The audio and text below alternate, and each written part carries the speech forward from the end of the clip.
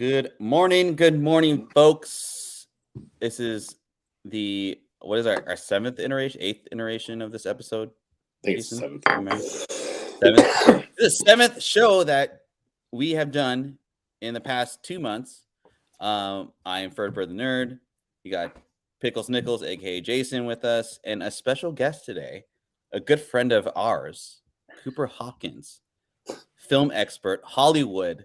Yeah. LA. What's going on, dude? What's going on? Man, lucky number 7. I have not watched any of your episodes, so I got to get on the backlog and got to watch the archive. So yeah, I feel like I'm in for a real ride. I do not know your format. We are barely friends. You claim that we are, but we're going to find out. That's what I said. I told him he got me to do this show like in the Applebee's bathroom for like $20. Yeah. Sorry, Ferdy. Just because we've known each other a long time doesn't mean we're buds. All right. All right, cool. Anyway, we got 3 live so far. Usually we get a little more going into it, but let's do our little introduction and then we lost one. We lost one person. Already. They didn't like that I mistreated you. They just left because I've been. No, they were offended. Well, let's do our little introduction.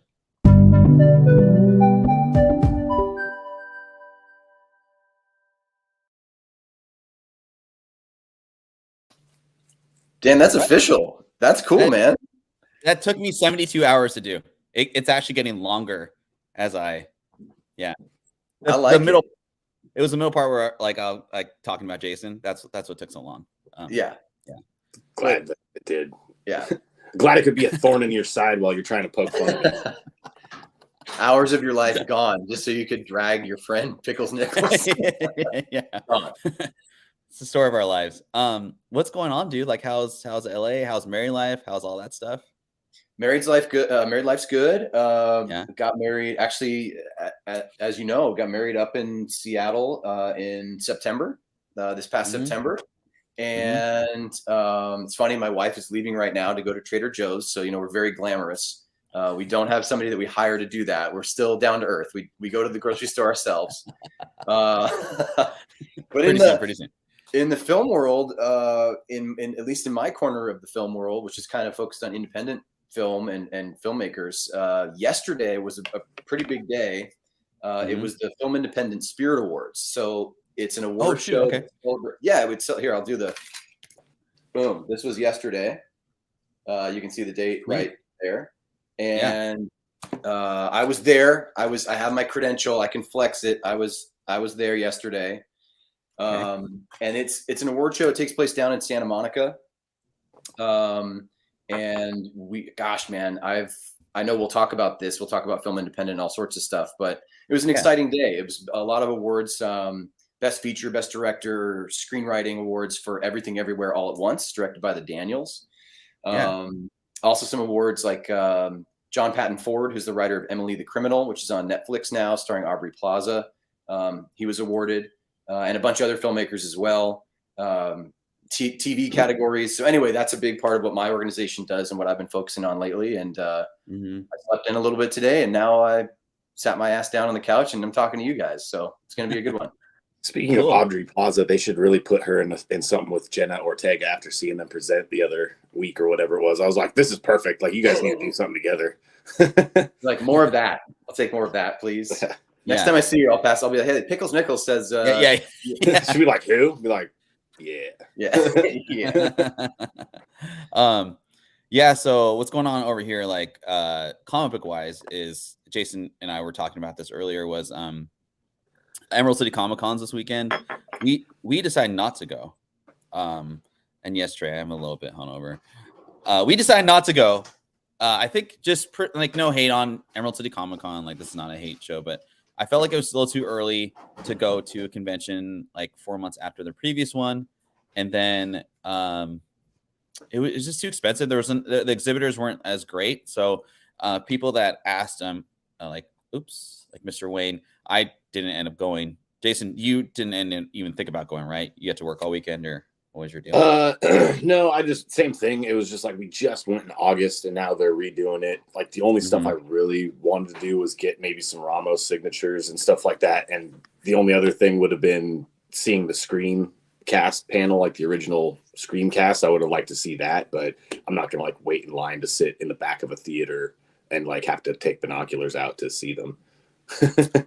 Yeah, and I'm not. I hate Mark Ruffalo. I mean, I just don't like him, right? No, he's over the Hulk. Wait a minute, Ferdy, Screw the Hulk, man. Is that real? Do you really not like Mark Ruffalo? Or is this like a bit? Or are you doing it? Is this a joke? You really don't like Mark Ruffalo? He might know. Real. So It's real. I don't like Mark Ruffalo as Incredible Hulk. Okay. I don't like him as Incredible Hulk. I liked him in the first Avengers movie, and then like his character was just like, I mean, I'm not a big Hulk fan anyway, but I just kind of once they moved him into Smart Hulk, he needs to retire. He needs to get out and all that good stuff. But dude, you just want Amadeus Cho to come in. That's why he's like, you need to get him out and bring Amadeus Cho in. I'm loving these comments already. I want to be, and now I have to be part of. Like, look, Planet Arizona. What's up, everyone? Like, Trey's in here. Trey's making big claims about Ruffalo. Dragon's Den's all over Ferdy. This is great. Everybody, Gillespie knows that Ferdy's weak right now. You need to get a banana, Ferdy. Get yourself going. Get yourself into this thing. I'm so tired. Ferbert's struggling. Yeah, were you up late last night? Yeah, I was past up to like 10:30. Okay, don't make fun of me. Okay. Wow. Cooper, we're gonna highlight you a little bit since we don't like talking about ourselves. Boy. And so we're gonna go through some. I found some stuff. So Cooper was talking about Film Independent earlier. So I did a little Google search on Film Independent, but yeah, I mean, you guys are a serious organization, and like right there, Michelle, how do you say her last name? Yeoh. So yeah, Michelle Yeoh. I did watch this movie all the way through actually, and yeah, it looks like she won Best Lead. Is that male and female, Coop? Yeah, that's interesting you asked. So this is I mean, some folks may like this, some folks may think it's controversial, but we're one of the first couple of what we would consider, I guess, major or larger award shows that went to non-gendered acting categories. So, usually you have like Best Actor, Best Actress, right? The Academy Awards, or what we used to have in previous years was Best Male Lead, Best Female Lead, Best Supporting Female, Best Supporting Male. And this was the first year we went to a collective group of male, female, or non-gendered, right, actors that are nominated for those awards. So, like Stephanie Hsu won Best Supporting Performance, right? So it's not labeled as, man, woman, or anything else. It just happens to be about the performance. And, I mean, hey, listen, we're here in California. You guys are in Washington. It's left coast, and we know there's some blue states, some solidly blue states, and like that's we feel that it's important to try to lead the way in that effort, because in the simplest terms, it's more inclusive and allows more people to be recognized. And why separate it between men and women, or people who don't identify as either or both? It's like allowing people to be themselves and still get recognized for their work, that's what we're trying to do. Cool. Well, yeah, I thought I just noticed that as we were kind of I was showing the slides, but more about you, less about. I would like it more. Please focus on me. Yeah. So we're gonna do some headshot sharing. So here's beautiful Cooper Hopkins. I was gonna say like, other guys. Just wait until we got some crazy like high school pictures of him loaded in here, because he likes to throw crap in at the last minute. No, I was too lazy. We'd be like, hey, here's the slides, and then one will pop up, be like, Jason's a dumbass, and I'm like, what? That wasn't in the slides. And again, Jason's trying to take over the show. That's really great. Anyway, so Cooper actually is legit Hollywood. This was the last movie you did, I want to say, right? 2017, Dead Body, correct, Coop? Yeah. Yep. And that's Cooper in all his glory. He played the bully. I don't remember the dude's name, but what was the name? That character was Dwayne, and I'm holding a nail gun right there. That was a fun weapon in that. It was a horror movie. Yeah. Yeah. So spoilers, everybody, because this movie came out like 6 years ago. Cooper dies in the movie, and I remember watching it and I had to like pause the movie and like walk away for 5 minutes, because it's weird to see like it's not just that you died, but the way that you died like threw me off. I just could not like keep watching, and it was just really weird. But Yeah, dude. How was that experience filming your latest movie, I guess?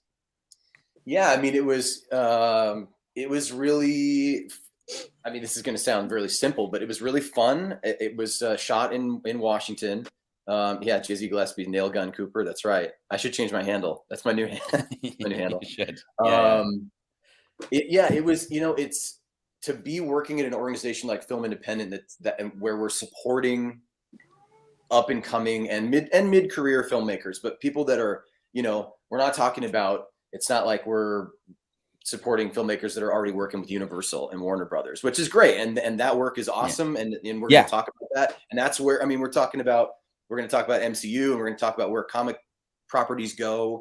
And that's usually to big, giant places that are known worldwide. And we just happen to be supporting, folks that are working toward those things. And that's the experiences that I've had on film sets, right? Independent films that are, smaller budgets, but still have producers and production companies behind them, and professional crews and professional actors.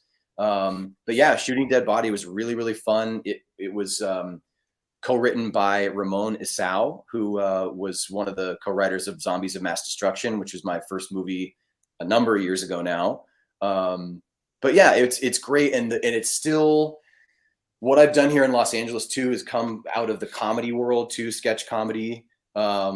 James wants spoilers. It's on Amazon, James. Dead Body's on Amazon. You can watch The Death That Made Ferdy Walk Away. And I'll tell a quick story. So this is what's fun. So every film set becomes like a little community. If you're on set for a couple of days as a supporting role or a featured extra, or if you're on set for weeks and weeks as a lead. And I was fortunate enough to be on set the whole time. Because it was an ensemble cast, right? So I wasn't able to be at the premiere because I was down here in Los Angeles. It premiered in Washington, but my parents went, and they had not seen the film. I had not told them about what happens in the movie, and so they had to watch the scene that you're talking about toward the end of the movie, where my character goes down, and in a pretty graphic way, up close. I remember that shot too, and the cinematographer. He was sitting next to my parents and like put his arm around my mom when she was like, "Oh my god!" She was freaking out with my dad, and he was like, "Hey, I'm the director of photography. I'm the cinematographer. It's okay. It was really fun that night on set. Everyone had a great time. Everything's okay." And she, so anyway, dude, don't ever do that again. Don't die in movies anymore. No, I'm sorry. I'll give you a heads up next time. Okay, there's one more deal I want to show of Cooper. So I probably asked Cooper this question like 800 times, but so one of the cool things that Cooper gets to do is he gets to interview like really famous people. And I found this picture of you interviewing Margot Robbie, man. How freaking cool is that, dude? Like, how the hell, like, were you just starstruck? Were you like nervous? Was she cool? Or did you look at like upper skirt, like that kind of stuff, or like, I mean, oh, never mind. We're not gonna talk about that. Anyway, I will not. I'm not gonna respond to the last question. I'm just kidding. I'm not kidding. You can, Ferdy, when you lay down and put your head on the pillow later tonight, you can imagine whether or not I did that. you can put yourself in my shoes, and if you would have done that, then I probably wouldn't have. Yeah, she's not made it. Yeah. Martin. So this was an interview from, I think this was 2018, because I interviewed Margot Robbie and the kind of the production team and the writers behind I, Tonya. Okay. Yeah. Yeah. And first of all, she was great. She was super professional and sweet, and had great, man, at Film Independent too. Cool. That I've been fortunate enough to be, because I kind of handle our digital communications. So like marketing stuff and things on our website, but that also has given me opportunities to be at our larger events. Like on the red carpet, for example, doing carpet interviews. So yeah, I mean, I've been fortunate enough to interview Cate Blanchett, Michael B. Jordan earlier in his career, Lupita Nyong'o. I did a sit-down interview with Jason. I did a sit-down interview with Aubrey Plaza in 2019 when she hosted the Spirit Awards for the second time. So that was fun. We did like a 15-minute one-on-one, which is really cool. Rob Reiner, right? Director Stand By Me and a bunch of, legendary stuff. So it's been a great experience. And that's part of the reason when we're talking about the things that I've acted in, I've been able to explore these other areas too, where I'm, hosting and interviewing and interacting with people in the film world. And I hope to someday get back in front of the camera too, but it's been great to have these other experiences also. Do you get to interview Mel Brooks now that History of the World Part 2 is coming out next week? Because I'm super stoked for that.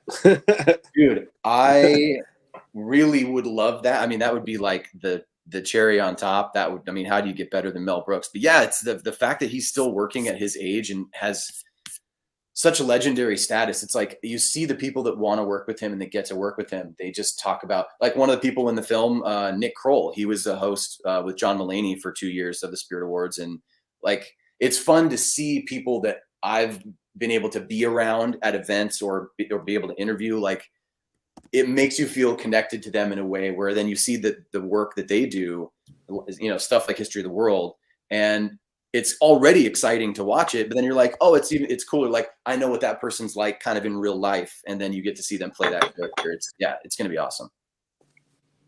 Cool, man. Really, really exciting stuff, man. You lead a very interesting life. I'm very jealous. And I'm sure Jason is too. No, he's cool. He's such a loser. He's like, I don't want that. I don't need that. I'm like, for whatever reason, like, I would probably be the worst, like, person to introduce to a celebrity because I don't, like, fan out. Like, I'm just like, I look at them, I'm like, you're a normal guy. It's just a weird interaction because I know you, but you don't know me. So, you have warts. And you have warts. That makes it hard, especially when they're on your face and hands. It's just my tough. face is one big wart. Oh, like my whole head from like here up. Yeah. I know. Anyway, just kidding. So we got 6 live in the chat. Thanks everybody for joining us today. I promise we'll get more. I don't want. We're good. We're good. Flat breach. But yeah, we're good. So again, Coop, thanks for joining us. If you guys in the chat have not liked, subscribed, or commented in the chat, please like, subscribe, and all that good stuff to our channel. Let's get into these slides. I did a little intro already, but we're gonna do a little more formal one in the slides. So yeah, so kind of background. Me, Coop, we've known each other since like middle school. Went to rival colleges, grew up together, lived right down the street, that kind of thing. And Coop moved down to LA, and he's living his life there. His wife is extremely successful as well. In Hollywood. She had a movie just come out on Hallmark. Is that right?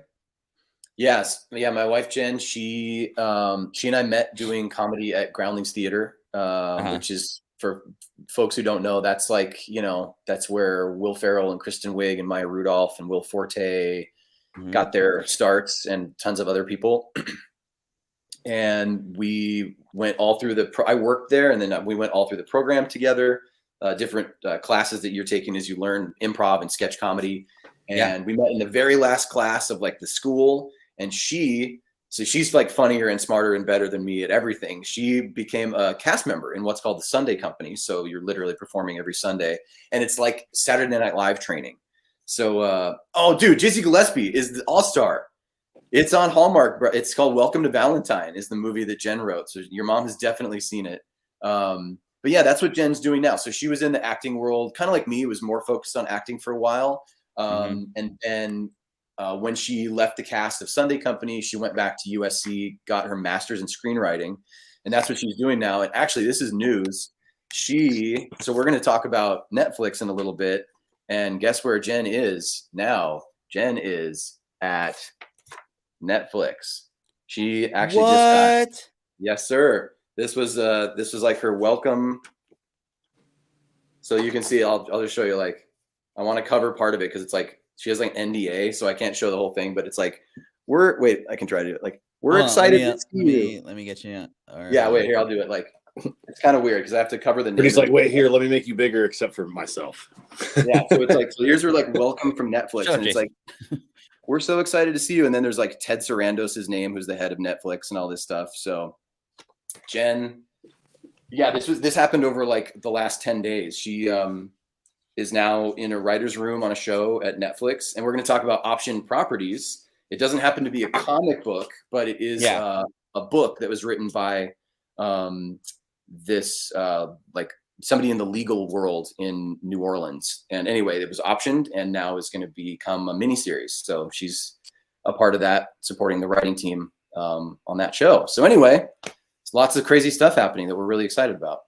That is awesome, man. Congrats to her. And yeah, the reason, obviously Cooper just mentioned it, but I mean, the reason we wanted to bring Cooper into the show today is I think Jason and I, we talk a lot about Marvel. We sort of talk about DC. We'll probably talk about DC a little more, but we haven't really hit independence that much, and how the whole process of getting a comic book property into quote unquote, and Juicy says, congratulations. Getting like a property from paper to screen and all the hoops that have to go through all that. And I wanted to do this show specifically because I wanted to, there's a lot of FOMO in comic books and life in general, but specifically in comic books. And I think having this knowledge in your background, it kind of helps to figure out, the actuality of a comic book going from paper to screen. So anyway, so we kind of talked about this earlier, Coop. We didn't really talk about this specifically earlier, but you started a movie in 2010 that kind of kicked off your Hollywood career called Zombies of Mass Destruction. Is this still on Netflix? Yeah, man. This was, I mean, it's crazy how fast the world moves. This was on Netflix at one time. It was on there. It was on and off for like 3 or 4 years. So it was available. And yeah, Wayne, you're absolutely right about BC. Hallmark loves, although a lot of Hollywood, not just Hallmark, a lot of things are up in Canada.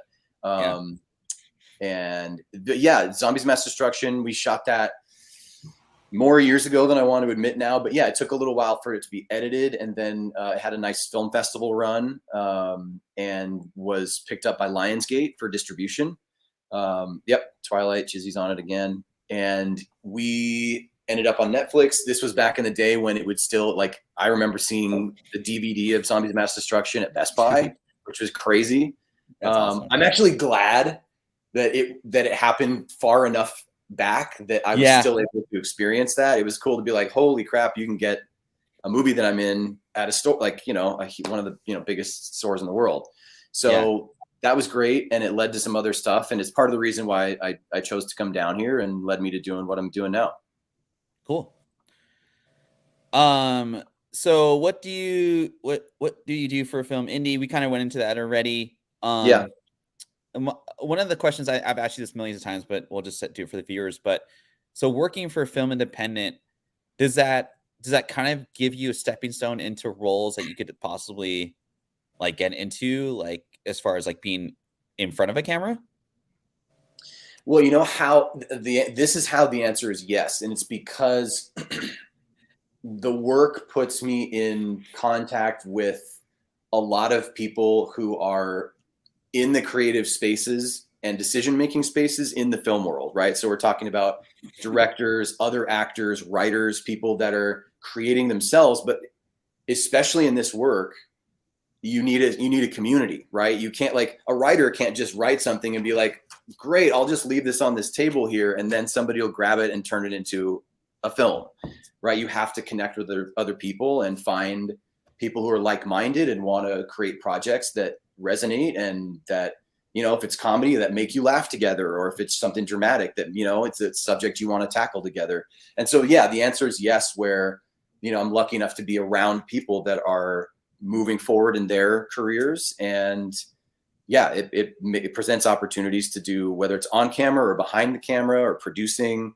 or even just with Jen working on writing. Taylor, what's up? It's exciting to be in those spots, and it's pretty unique to have those opportunities. Yeah. So I've told you this before, but the guy on this tab right here, his name is Arcade, and Marvel, if you're listening, you got Arcade at the bottom there. He'd be a perfect Arcade. All right, call me. We'll do lunch, all that good stuff. But thank you, Taylor. We appreciate the support. Everyone, if you're not following Taylor on Instagram or stream Twitch. Sorry. Oh my god. She's cool. If you're not following her on your Nintendo Switch, then you should be. We appreciate. All right, that's the stream, everybody. Good night. I know, yeah. And with that to go. So Coop, how does an option work? Like, so how does it even like? I mean, do people just throw comic books on a director's door and like knock and then run away, or does like, is it like how Justin Bieber was like found? Like people are just like producers are just going through like a YouTube, or like how does that work exactly? Not necessarily on the Marvel side or like the big two side, but like on the independent side, how does that work?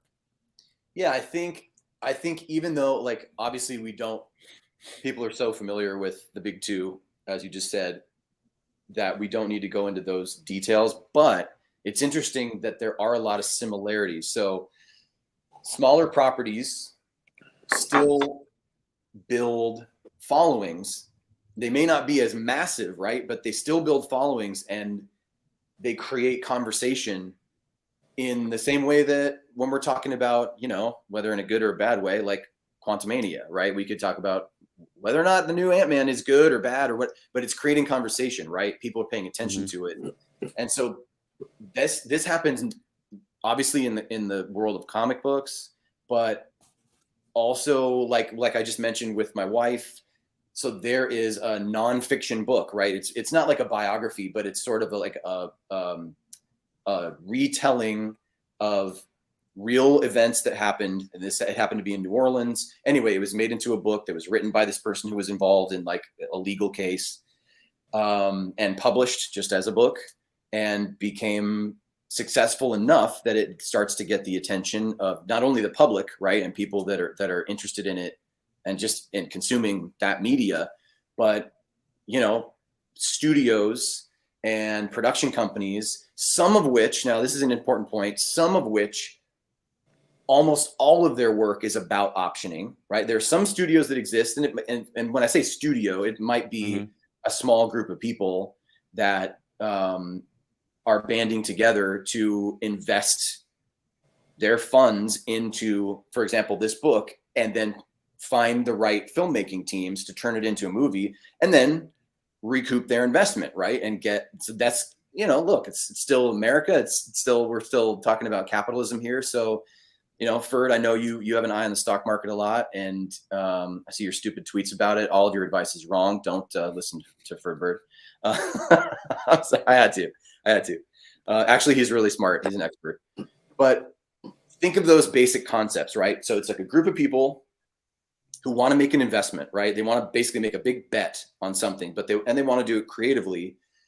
But the better way to do that is to make a bet on something that you already have evidence that there's going to be a return. There's going to be a likelihood that people will be interested in what you create and that it will earn revenue, right? So that's what we talk about, and we're going to talk about that a ton with comics. When books start to gain that grassroots following and it starts to build conversation, whether it's online, word of mouth, sales start to climb, interest starts to climb, and then it's going to get eyeballs, and that's when things start to get considered for options. Yeah. Cool. And then, excuse me. So who decides like? Okay. You kind of talked about that already, but how do you decide if a property goes like, oh, we're gonna make this into a movie or a series? So it depends on kind of who gets their hands on it. And I think a good example of this, I don't want to step on the stuff that's coming, but I'll use it because this is the best example to answer this question. Obviously, when we talk about conversation and things that are gaining popularity week by week, we can talk about The Last of Us, right? And that was originally, I'm sure a lot of people know this already, but it's worth mentioning. That was originally I think it was like 5 or even 6 years ago, being developed as a feature film. Oh, okay, cool. Yeah, and it fell through. I think there was even a director attached. I forget the production companies that were behind it, sort of building the project with Neil Druckmann, but it ended up falling through. And this can happen very frequently for a number of reasons. Maybe there's a star attached. Maybe the person who wrote this material either knows or is able to get in touch with an actor or actors and be like, okay, these people, if I can get this produced, I can guarantee that these two people will star in it, or this person will star in it. That's the case, and I'm using just from recency bias. That's the case with Jen's show at Netflix. It's going to be a series, a mini series, I think 6 episodes, and there's a pretty well-known star that's attached and already fully committed to be the lead. So that's at Netflix, right? And that makes, Netflix, everyone wants to be, they have their pick of whatever they want. They can produce whatever they want. So it makes an entity like Netflix more likely to agree to produce and put financial backing behind something when the creators, and this is a production company, it's Tribeca Productions in New York, that initially optioned this book and then took it to Netflix. And that was part of their pitch. They're like, not only is this book already popular, okay, that's one good thing for you. Not only do we have this person who's going to be the showrunner, kind of making all the decisions about the writing and creative choices, who is successful and notable and has created other things that are popular. We also, the cherry on top is we have this person already agreed on paper, signed and sealed. They're going to star in it if you will produce it with us. And then Netflix was like, great, let's bring it on. We'll do your mini series. So that's one example of how things can happen. And then sometimes those things that seem like they're guarantees change. A director will leave, a writer will say, oh, I don't want to work with this production company anymore. They'll end their contract, and then it's back out on the market and maybe finds a life somewhere else, or maybe doesn't. Okay. So that's, I think, a question that a lot of people have is like, so like if a movie, it gets optioned, and let's say XYZ Studios like doing it, and it's 8 months in, and they're like, oh man, we're out of money or whatever. So do the rights go back to the original owner of that property, and then they can go out and sell it in like the open market, quote unquote, or does the company or does the studio hold on to those rights by paying them like a retainer? Like, how does that work? Or do you know? Yeah. So there are a lot of different nuances to this, and there's a term that maybe people will know. It's certainly one that's known kind of in Hollywood and in the film and television world, which is the term is development hell. And that's kind of what you're discussing. Sorry, Joe's comment just made me laugh. He's awesome. You think you got a star, you got a director, you got a popular entity, and then you add gratuitous nudity. That's a winner. That is that's a gold star. But so Ferd, it depends on what happens with that writer or the owner of the IP, right? The intellectual property. They may, like, let's say they agree to something with like HBO, right? A big deal. And HBO may in the contract agree with this writer or creator that HBO has exclusive rights to develop that property for, like, let's say 3 years, right? Okay. So because that gives them time, right, to put in place. So if sometimes a project will come to a studio ready to go, right? Like I just said, like there's a star, there's a person who's going to run the show and the writers, and it's already a popular book. Like that's the example that we've been using. Sometimes those pieces aren't already in place, but a studio, in this example, HBO, is really interested and wants to own that property and get on it quickly before they get beaten out by another, Hulu or fill in the blank with another streamer or studio. And so they bring the project on and will give themselves, they'll bake in some time for them to develop this project and find the right, if they need to rewrite it, or if it is a book. Obviously you can't just take the book and be like, great, hey, actors, take this and make dialogue out of it. You have to hire a writing team, turn it into screenplay, or turn it into screenplay episodes, right? If it's going to be episodic. And so what changes is if that studio runs out of time, because they're not just developing one project, right? You're developing tons of stuff all at once. And sometimes things fall through the cracks where they haven't gotten enough work done on something for a while, and like an exclusivity window will expire. So maybe that 3 years is up, And then, yeah, the rights would at that point revert to the original creator.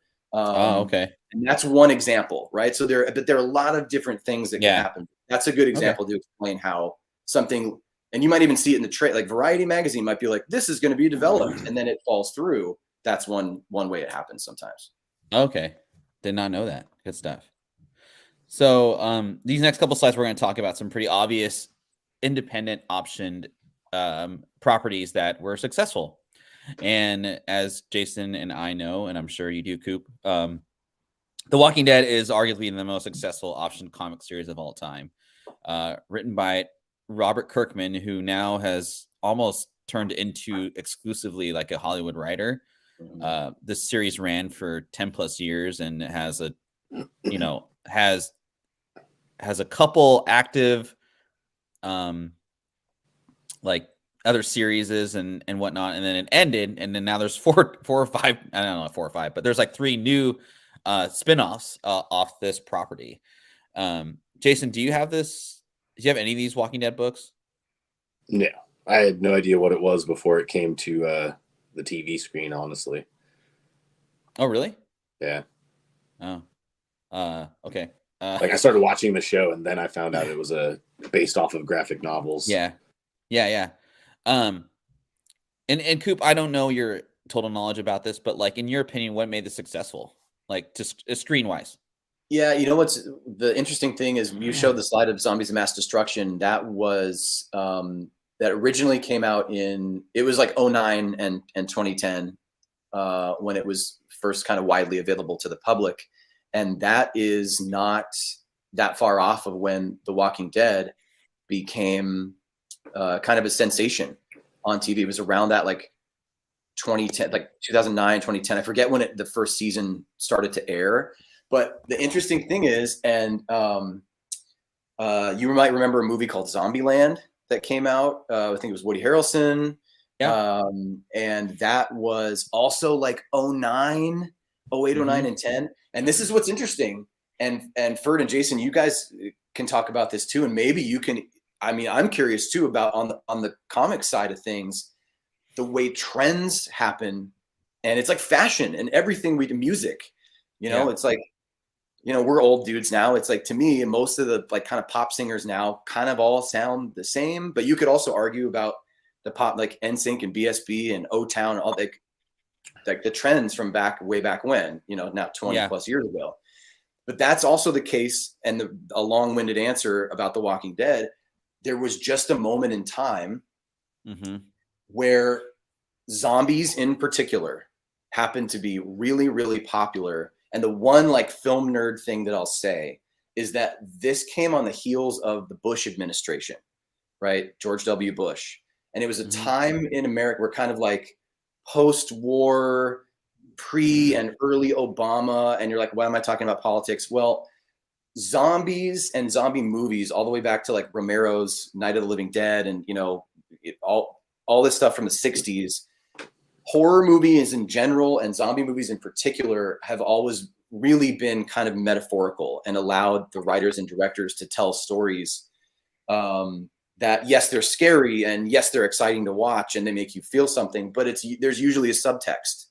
And something about the media that we were consuming and the way that the world was at the time, people probably were a little scared. They probably felt a little scared, uncertain already. And it's like, instead of, going back to MSNBC or CNN and seeing what's really happening, it's like, I want to be entertained by it. And in a way, I want to see us beat the threat, right? I want to see, who's the lead character's name in The Walking Dead? From like in the early seasons, like the sheriff guy. Rick Grimes.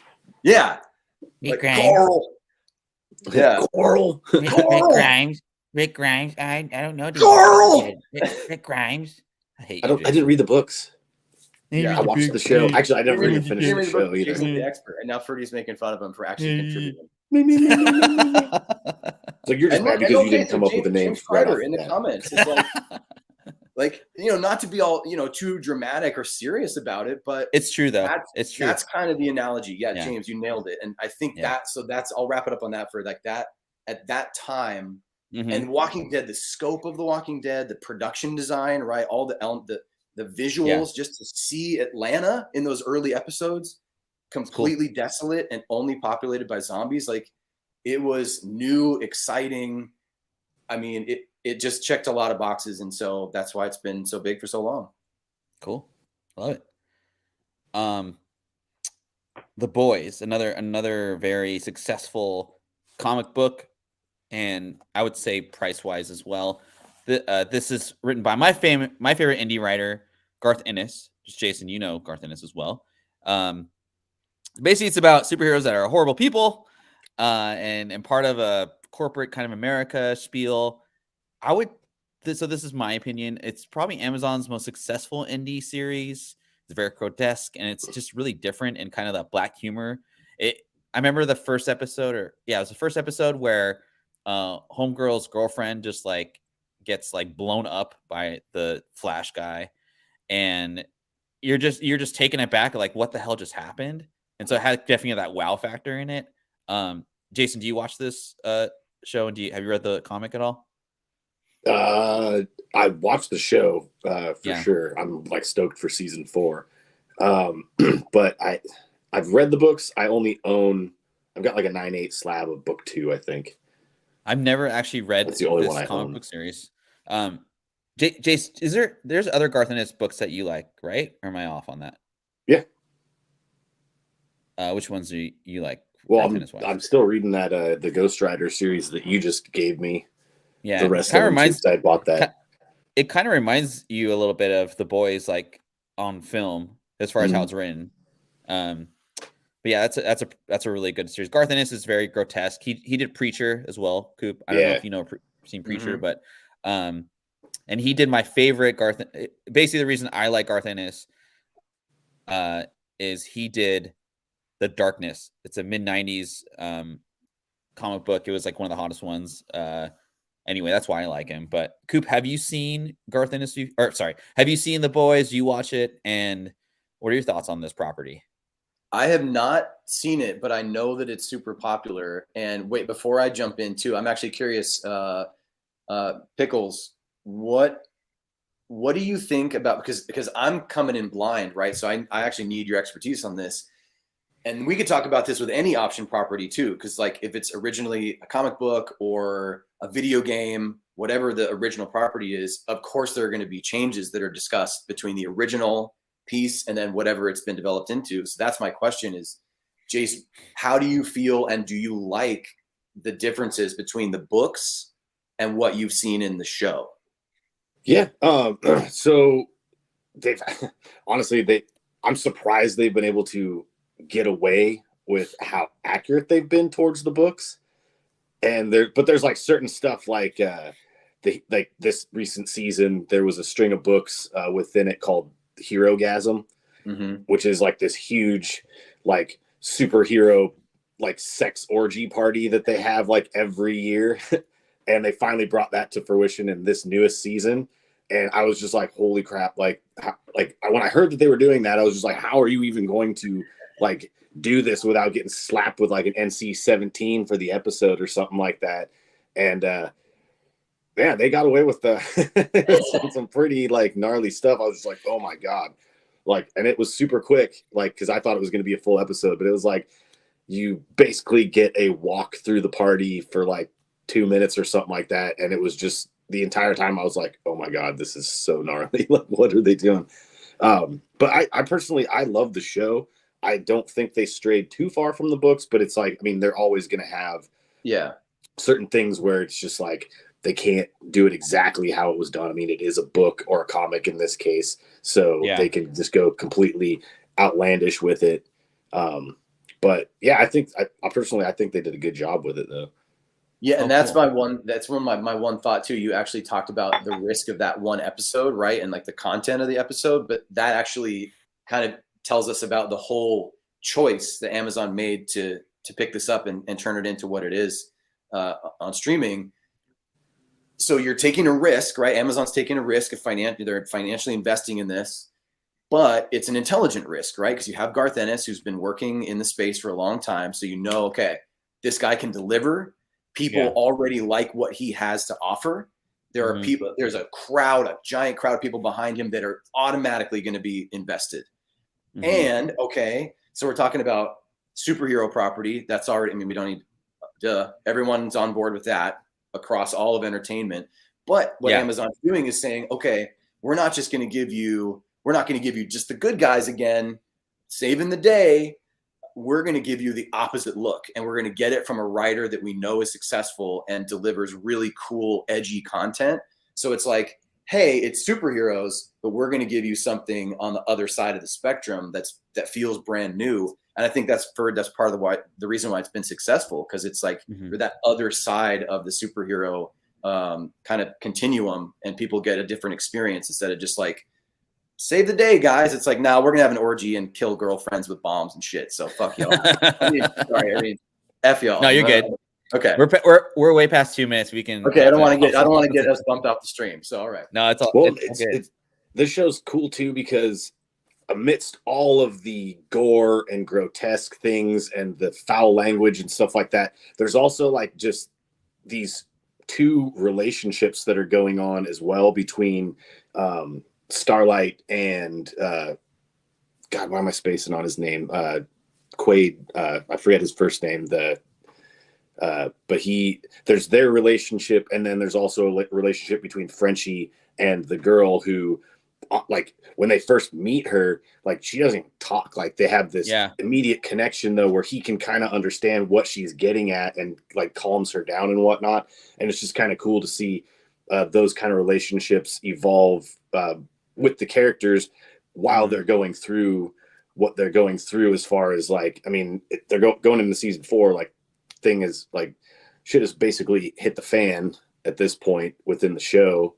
And so it's just cool to see those relationships continue and develop. And like she had in this newest season, she had an internal struggle where she was kind of like going back and forth about like whether she wanted her powers and this and that. Like, she was sick of them and tried to get rid of them, and et cetera, et cetera. And so it was just kind of, you get to see that side of things. It's not just a straight in your face gore fest, like shock to the system type of deal.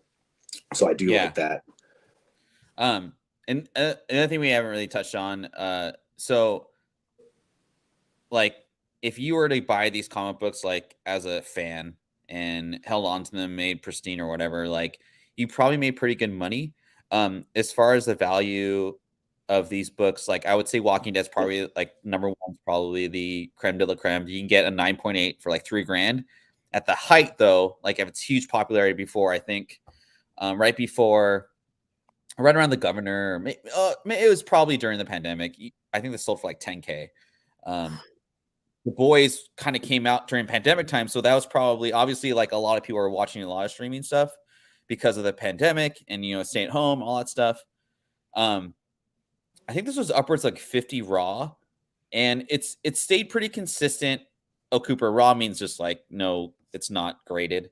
Got it. And then 9.8s, I don't know, chat, you guys can remind me, but I think it was trending from like 3 to 500. Issue 24, 25 is another one as well. The thing about independent books is it's harder to get, like, it's either number one and then maybe some random issue down the road that's worth the most. But when you're, so like, kind of the purpose of the show is like, when you're investing in independent comic books, like, just because we get news that a property is optioned doesn't necessarily mean it's going to hold value, and it doesn't necessarily mean it's going to make it to big screen. So not that they're risky investments to go into, but I think they're a little bit riskier than your typical Marvel and DC book, just in general. So and then this is kind of, and per runs though it's important. Per runs are shorter as well, and so you kind of, so if something blows up like this book, Last of Us, this is a perfect example of like hitting every single kind of hit.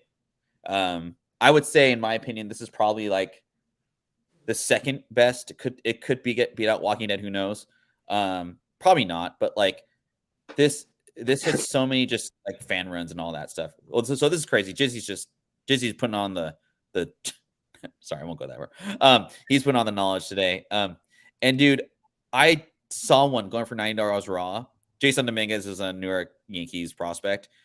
dude, there's a 9 or a PSA 10 right now going for like 300, and it hasn't even ended yet. But Coop, you were talking about The Last of Us. This is kind of a different like independent comic book because it went from video game to comic book off of Dark Horse Comics was the ones that published this comic. And then there was a sequel like years down the road. And then I want to say this was so it was option 2020 during pandemic, nightmare area. And so I was like, dude, there's no way this is ever going to make it to big screen because I haven't heard a lot about it.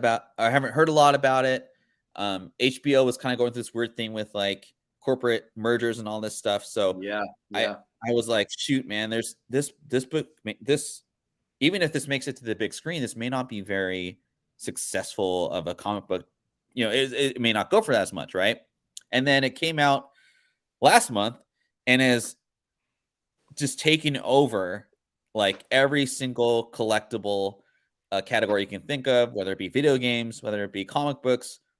It's blown up, and it's also kept its value.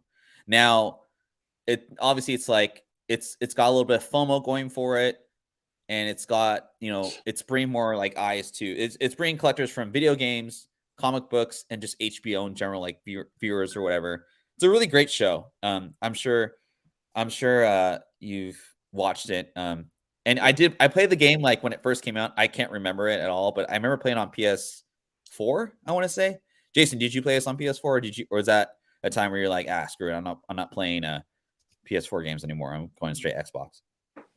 No, I switched over to Xbox after my PS2. I didn't even go to the PS3. Oh, never mind. Forget it. Never mind about that. OG Xbox. OG Xbox. Did you get the HD DVD like converted to that Kevin Colombana got? I always make fun of him about that. You should ask him. You should ask him about it. But yeah, Coop. Do I still have it? I never bought an Xbox. Yeah.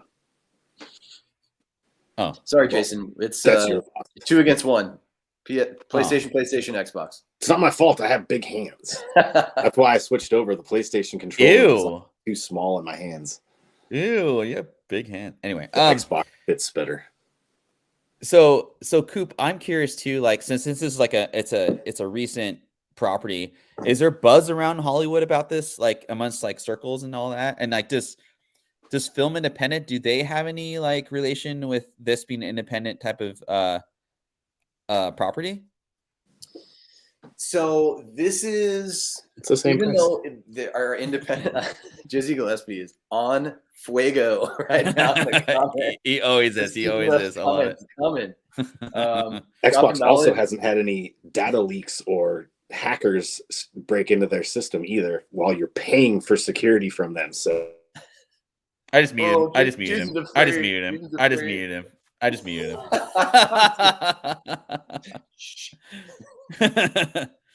It's literally not even my show. Jason gets booted. It's just I just messing with you.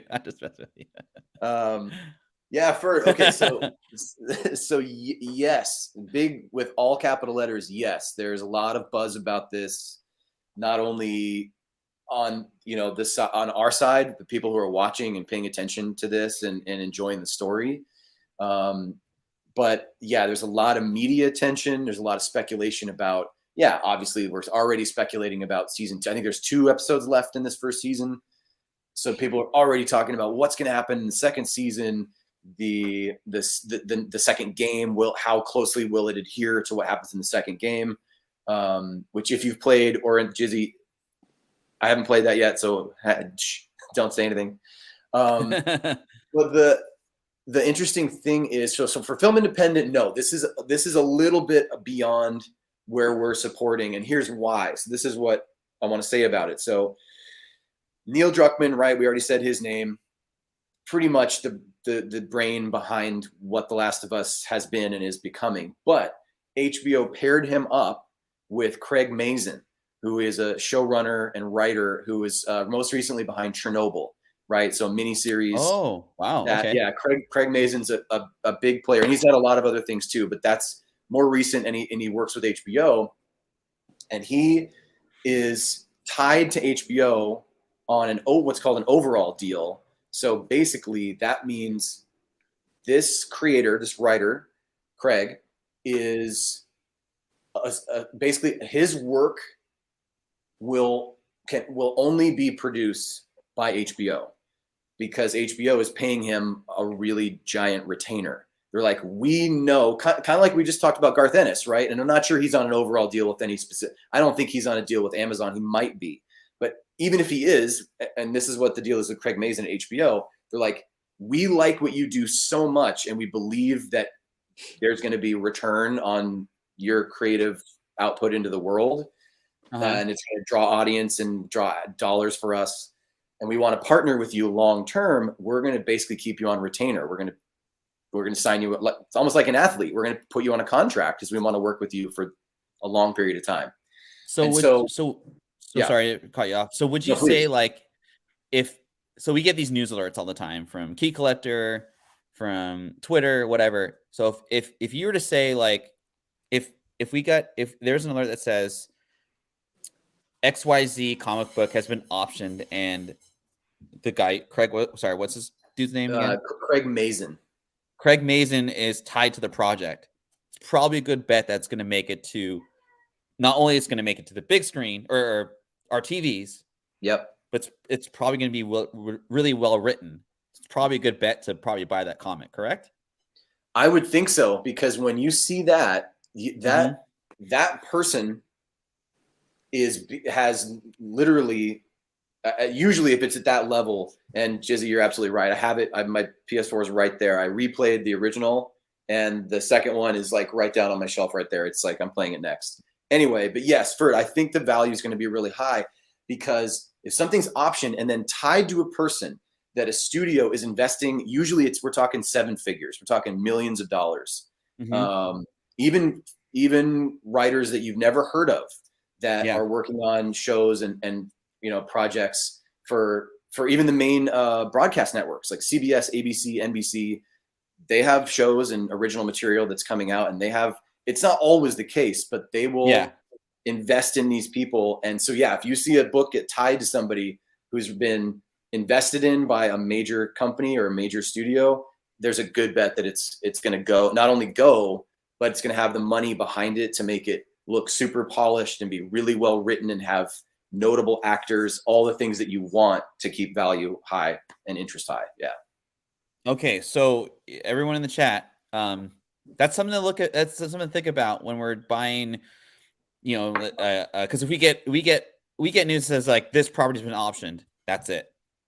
And I think a lot of times, which I'll go into the next slides coming up, we get this option news, and then it's like crickets for 1, 2, 3 years, and we don't hear about it. And the comic that we paid $50 for goes down the whatever. And it may actually come to the big screen. I couldn't think of any ones that I really want to talk about, but at that point, it's like, well, I paid $50 for this, and now it's only 25, even though it's still making it. So, and that was the main purpose of the show, was to figure out ways. Witches is a really good example. And that was kind of the point of the show today, which is to figure out where we should put our money, what we need to look out for when option news actually comes out, as opposed to just be like, oh shoot, this book just came out this week and it's optioned. Right. Because you can get your butt kicked investing in these. And I found hundreds of properties that are just sitting, waiting to be whatever, and then I found some that actually made it to the big screen and failed epically. And we're going to talk about these next. So did they, what's it called? They already optioned The Last of Us for a second season. Is that correct? Yeah, it's already picked up for a second season, and then there isn't any news beyond that, because I think there's a lot of speculation in Hollywood and I think beyond about whether or not there's going to be another video game, whether or not the story continues on that platform first, and then and now at this point we're talking we're talking HBO. You can definitely bring in Game of Thrones, right? There's a book series that was optioned, and then you start running out of source material, and things get a little shaky toward the end, right? Yeah. So that too. So these are all, when you're talking about making an investment, and we're talking about these books and like what dollars you want to put in, and then what you can expect to get out. It's like any investment. The more information you have and the more context you have, like when when Last of Us got tied to Craig Mazin. So you have Neil Druckmann, Naughty Dog, a AAA video game studio with their top creator, and then HBO, a top film and television production studio with one of their top creators. That's a pretty safe bet, and that's what HBO was thinking too. And so on our side, we can also take that information and say, all right, it's a safe bet for them, has a huge following, it's going to only grow in popularity and interest. And even if, and there's a window, right? Like if the show is successful, we're going to talk about Why the Last Man right now, which was not successful. There's always going to be risk, but the more information you have at the outset, the better off you're going to be theoretically in the future. Yeah, because I'm probably on the opposite side of things as far as like The Last of Us is concerned, because I didn't play the books, didn't play the games, obviously, so I don't really know the source material, but I personally find myself, the more I watch it, the less I like it. Like the more the episodes have gone on, I'm just like, I'm not invested in this show. I don't like it. Like it's just not for me type of deal. Like I don't know. It just feels off for what they're putting up there. Like I feel like it could be a lot better as far as the story, like getting me to invest in these characters. Like, and I just don't feel like I am. So it's just, the more I watch it, each episode has gone on, I'm just like, I find myself not even paying attention. It'll be on, but I'm like screwing around doing other stuff. You're not like, oh man, you're not like waiting until 6 o'clock on Sunday to watch it. Yeah. And that's cool. Yeah, that's cool. Yeah, no, I mean every show's not for everybody. Like I'm not like, I love Star Wars, but I don't like the new stuff as much, but I'll watch it, that kind of thing. So, I'm still watching it. I'm giving it a chance, but I'm like, yeah, I'm just kind of like, it's not my favorite. There's other stuff that I prefer to watch. Right. So Why the Last Man was extremely successful comic book back in the late 90s, early 2000s. I'm sorry. The Bad Batch is pretty good. The cartoons are pretty good. I wouldn't say that about everything, but just like, Obi-Wan was pretty cool, blah, blah, blah. But anyway, we could do a Star Wars show one day. Maybe Renee will be the forerunner of our Star Wars show. Yeah, Mando came back. Woo. Yeah. Like highly successful comic book. This book has been always like those top 100 modern comic books, independent comic books of all time. And I forgot how the story went in the comic books so much, but basically, Coop, I don't know if you've seen this on Hulu, but there's like some weird disease or like something happens, and all the males, like if you have a Y chromosome, you die, except for this one dude. So he's the only dude living in the world run by females or whatever. And I don't think it was one of those like, oh, it's a female show. I just thought it was just like for me, like I liked everyone except for the dude. The last guy. He was just corny. He was like an emo oat milk drinking like latte guy. I don't know. I didn't like him. He just wasn't like a good, like he just but everyone else was awesome in the show. Was the main character that way in the books? Was he kind of like soft and sort of like, not from my memory. I don't know what it was. I guess like I tried not to think about the show too much because like I wasn't really vested into it. I just knew it was a really well written comic book when the comic book came out. But yeah, after one season, Hulu was like, no, we're not getting any viewership on this show. Hulu's kind of like a weird network anyway. Like I just feel like they don't do like really good shows for whatever reason when it comes to like this type of stuff. But there's not a lot of Hulus that I watch. Like exactly, right? So it's like maybe they just need to just do what they did back in the day, or just maybe do movies. I don't know, but like, so and Coop, this is kind of like why I want to bring up this particular property. So Hulu's not like a huge like. I would say like as far as like streaming platforms, they're like number 3 or maybe number 4 or 5 out of like the streaming ones I use. But this was like a pretty like well-known property amongst like nerd viewers or whatever. Why do you think this one? Why do you think Hulu would pick up this property? And then 2, why do you think it failed after just one season? And what goes into like, other than just like our ratings are bad, like money wise, right? Because there's a lot of like CGI in this series. Like, what else goes into like canceling a series after 1 year? Yeah, I think what my initial guess would be, and it is a guess. I have heard about this in passing. I didn't see it. Also, Dragon's Den is right. Hulu has had more success with kind of the based on a true story properties, right?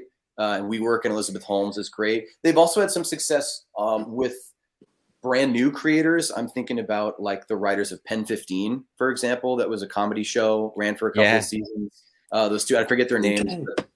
But, yeah, the two female writers that work together, and that's a more traditional comedic original property, right? That isn't being optioned from an existing story that is, issues of a comic book, right? And then turned into a show. So I think there was this kind of weird middle ground that Hulu found themselves in. Dragon's Den, shout out to you. I'm going to start running these streams from now on. Ferd can get it. It's me and Jason. It's going to be the Coop and Pickle show. That's it. There it is. That's what we wanted the whole time. Now I'm weirdly like looking at myself in the mirror. That was fun. It was freeze. Yeah, Jizzy knows too. Ferd, get out of here, please. Immediately leave. Anyway, just to be the brief thought is that Hulu probably didn't make all that, like relatively speaking, right? We're still talking millions of dollars, but they probably didn't make as large of an initial investment. And that's kind of the deal. Like if you're at the table and you kind of make like a halfway bet, you're actually not really expecting to win big either. You're going in already going like, even if this moderate investment gets a return, we're not expecting this to be a home run. We'll just test the waters and see if people respond to it. So that's my guess, is that they probably didn't jump in with both feet as a studio. They were interested enough and they knew about the success of the book and were willing to give it a try, but probably with the execs behind closed doors were probably like, let's not really go 100% balls to the wall on this thing. And if it somehow goes crazy just by magic and we get, and we just have gold on our hands, then great. If not, we can cancel it like they did after one season and we haven't lost that much. So that's my guess. Oh, that's actually really good insight. Yeah, because like Netflix, like they'll have a really good show like for a year, and then it's like Jason, what were you talking about the other day? The anime that you liked that was on Netflix and they turned to a live stream. Oh, Cowboy Bebop. Cowboy Bebop, yeah, and then canceled it after one season. I'm like, why? I mean, I felt like that was like a sustainable like property to like kind of go to next season to see it worked out another. But yeah, it's just I'm gonna find a new show soon. Thanks. Because like Hulu is basically that's like the streaming service it's on the chopping block for me. Like, do I want to keep it or do I want to get rid of it? Because right now I'm paying for the ad free. I get it free. I mean, I guess I don't have to get rid of it because I get it free through my cell phone plan. But still, right? Just like, the ads. Yeah. But right now, the only thing I watch on it is the Wu-Tang documentary, I guess it's just a show based off of like. Have you ever watched that before? Wu-Tang: The Saga Continues or something like that. I think it's called. It's basically like it's written by RZA and he's like the executive producer, but it's like about the formation of Wu-Tang Clan and like all them coming together because they all used like a lot of them used to hate each other. Mm-hmm. Oh, that's cool. No, I'm Black Mafia Family. Stars is like my new favorite app right now. That's why I got rid of Hulu. But yeah, anyway. See, I'm debating getting rid of the Hulu that I pay for the ad free in lieu of Apple TV Plus because I'm finding that I'm liking a lot more stuff on there. I think I was talking with you about it the other day. Like, they just do a really good. You might not know all the actors that are in the shows, but they do a fantastic job of putting together a cast that works. Like, look at Ted Lasso. Like, it was Jason Sudeikis was basically the only name attached that you knew. And, like, that cast is freaking phenomenal together. Like, it just looks like that show is fun to make as well as watch. Trey, you still in the chat? Is that real? That's crazy. Go ahead, Coop. I got Jason. I'll give you. You might know this. So you're right. Sudeikis was like the only big name, and then they're putting a cast in around him. And so Brett Goldstein, who is one of the leads in the show, Roy Holt. Right. And is the guy with the beard. For people who haven't seen the show, you might have seen like pictures. He's got like the dark beard. He's one of the players. And he was originally brought on to be a writer for the show. Yeah. And then he reached out, and I forget, actually, Jen knows the name of the showrunner, like the person in charge of the writers and the creative choices. And he was like, Brett was like, hey, man, I'm really excited to be on the project. I know I'm here to write the show, and we're getting some good ideas going. But this character, I keep looking at this character that we're writing, the character that he now plays. He was like, I was wondering if you'd give me a chance to like put something on tape and submit it to you as an audition for this character. If you don't like it, we can pretend it never happened. We never have to talk about it again. I'll go back and write, and it'll be awesome. But just give me one chance and see what you think. He puts himself on tape as the character, and the showrunner loved it, and the rest is history. And now he's like a star and became who he is on the show. So that's just putting himself out there. And that's, Jason, to you, what you were saying about a cast coming together and somebody taking a chance, and it made the show way, way better. Well, yeah, because I started. What did I watch? Shrinking. That's the new one that I'm watching now. Yeah. It's not out yet, and it's got Harrison Ford and Jason Segel. Yeah, both of them attached to it. But like the show is, it reminds me in so many ways of Ted Lasso in the way that it makes you feel. Like it's funny, but it's very heartfelt too. Like, and I like how they reveal those things within the show. Even with like Ted Lasso, it's like I remember telling Ferdy, because he was putting me on to watching it, and I'm like, I watched the first episode, and I remember watching the first episode and just being like, I don't know if I'm going to be able to finish this series because he's just too overly nice for me. Yeah. Like his character just seemed like just too sweet. But then it was like at the very end of the first episode, they really wrangle that in and like humanize him near the end of it, and you're just like, oh man, so that's what he's going through right now. Like, maybe this is just a wall he's putting up and type of thing. And so I really enjoyed that. Yeah. That was the end of that pilot is really great to hook you and keep you going. They show you what's happening behind the scenes. Yeah, it's cool. Yeah, Wayne, the dude we were talking about, Roy Kent, is Hercules in the Thor movie. But yeah. So this is an interesting, like, it hit everything, like, great writer behind it, great comic book story, quote unquote. It's kind of a heartfelt property and made to Netflix. It's actually going to come out with its second season this year, I believe. It got really good reviews. However, the comic book has tanked big time. And another thing you want to watch out for when you're speccing on any book in general, but specifically we're talking about indies, is like, even if it hits every single category of another season, a certain demographic or a certain genre likes it, there's fanfare from all sides, sometimes it just doesn't work out. And this is the interesting case of Sweet Tooth. I can't really specifically say why the comic book hasn't gone up to new highs or everyone's excited. I think it's just basic fanfare where it was like, it was a good show, but it just doesn't have that comic book collector type of excitement behind it, like The Last of Us had in Walking Dead. But if you guys aren't aware, this is Jeff Lemire's Sweet Tooth that came out, I want to say like 4 or 5 years ago, optioned in Netflix. They reprinted it to get more, I guess, fanfare out there. It did pretty well. It's a show about like these kids. It's a post-apocalyptic. I think that kind of like hurt it a little bit because there wasn't anything like there weren't like zombies chasing after people. And it was kind of like, I don't want to say like the same old story about like people are horrible, but it kind of has those vibes. It's just a different take on it. And yeah, so I found it interesting that the comic book community just didn't really want to invest in this particular property. I want to say the reason is just because it's a little more wholesome, and it centers around a child that is like half human, half deer, I think it is. It's a Netflix property too, so there's a lot of backlash with, I feel like, comic book investors and Netflix in general. Last year during kind of a downturn and the recession, all that stuff. Coop, have you ever seen this movie, or Jason, have you ever seen this show? I have not. I've heard of it, and I remember seeing the stuff when it was being released on Netflix. But I'd never watched it before.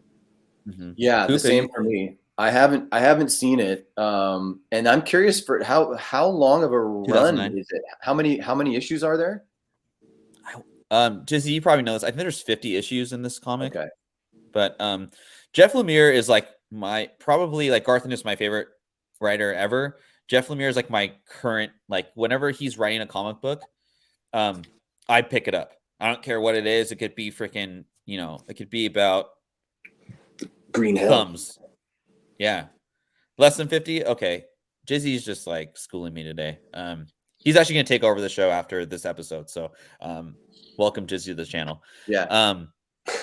So yeah, I think, in my opinion, I think the reason it didn't really take off after the success of the show is I feel like it's a show that you could watch with like I could watch with my nephew, and like we could watch it together. But yeah, I probably wouldn't be like, hey Jason, you want to come over and watch Sweet Tooth? Or I wouldn't be like, hey Coop, have you watched the latest Sweet Tooth? It's so awesome. Like it just wouldn't have that voice too.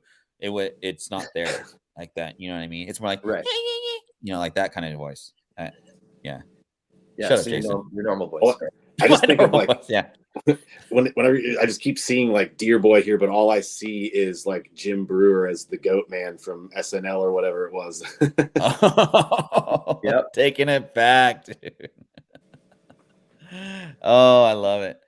So here are some properties that we're just waiting. I took a couple properties that have been optioned, and that's basically it as far as the info.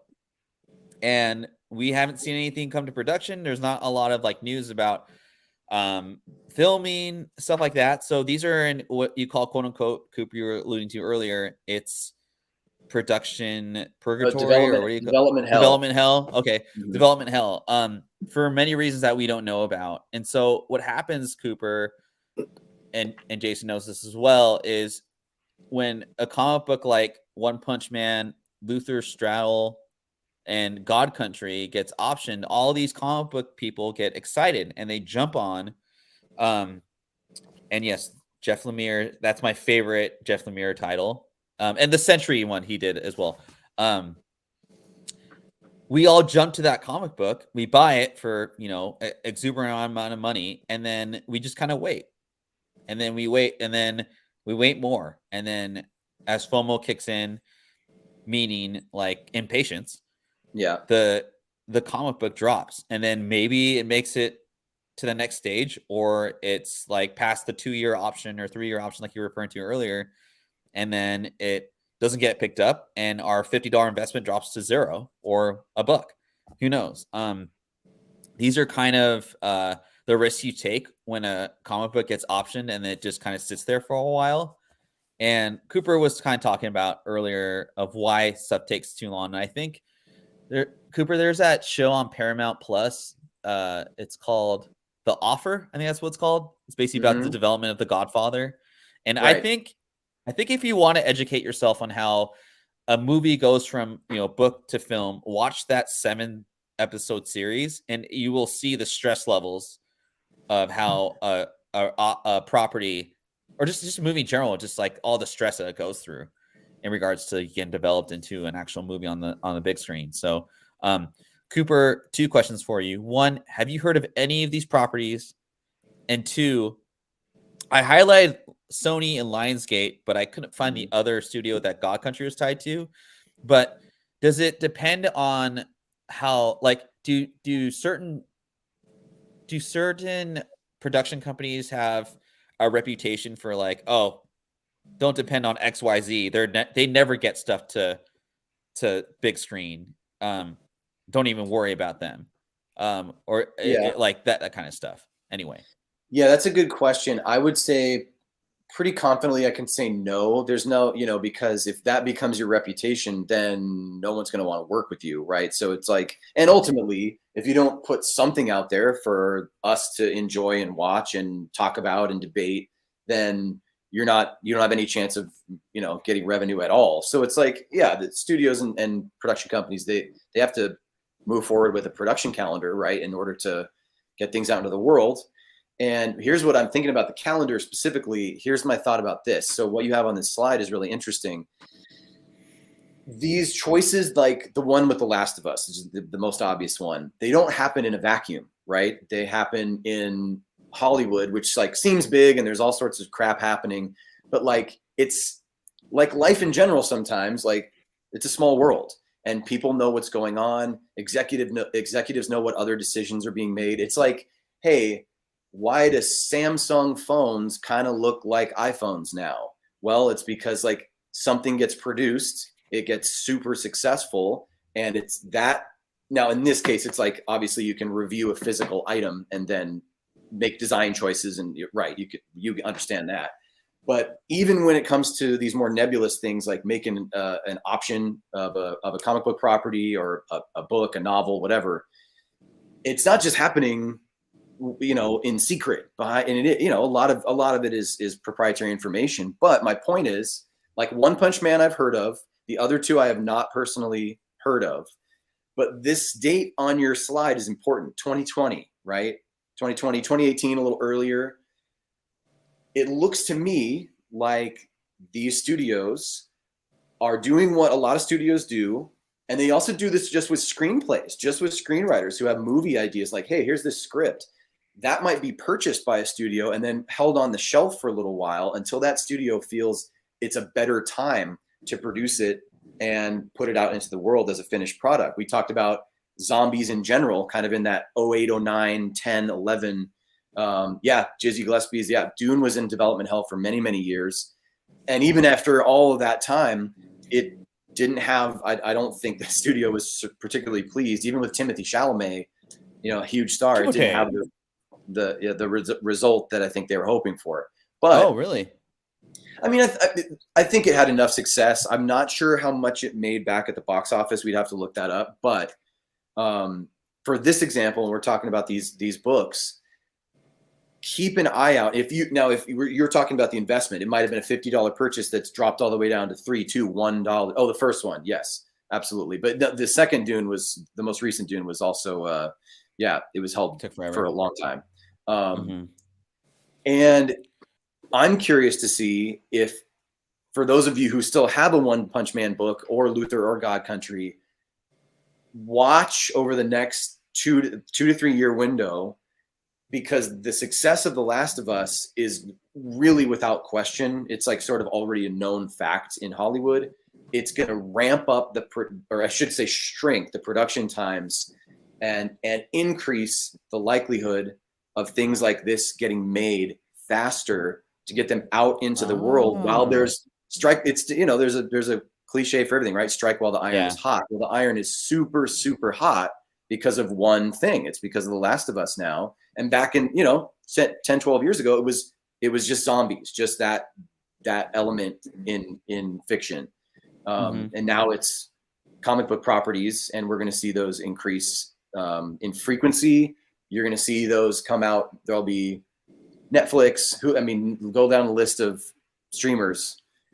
It's going to be more likely that these things get developed. And I guess even though I'm a layperson when it comes to the comic stuff, it would be more likely then for you to at least get back to a break even, or potentially make some money back if you've held on to those books. Thank you, Trey. Trey's awesome. I'll drop our link in the disc. Well, I'm sure everyone already follows our Discord already. So, I just saw that you sent that link for the the book sales one or whatever. I was like, I haven't opened this thing up in a while for the what'd you call it? The SWAS or something like that. What? Whatever Discord you sent me the link to was like the special one where you could post books or send them in to have them post and sell. Oh yeah. The Raz stuff. You gotta get Raz stuff. So yeah. Jason, do you have any of these books? No. Oh, like I know One Punch Man, obviously from the anime. God Country rings a bell. The one that doesn't like ring at all for me is the Luther book. But God Country, the name sounds familiar, so I've heard it. God Country is a Donny Cates property that he got really famous for. I actually have 2 9/8s in the first and third print, and I got them for probably like $100 total. My buy-in's not that high, but there's no. I mean, I'll probably just hold on to them because like it's not like it's taking up a ton of space in my back issue bins, but it's definitely one I've just been like, man, what is up with this? And that Luther straddle, like I haven't heard anything about it. It does not get me excited, but just examples of basically, what do you call it again, Cooper? Production? Oh, development hell. Development hell. Yeah.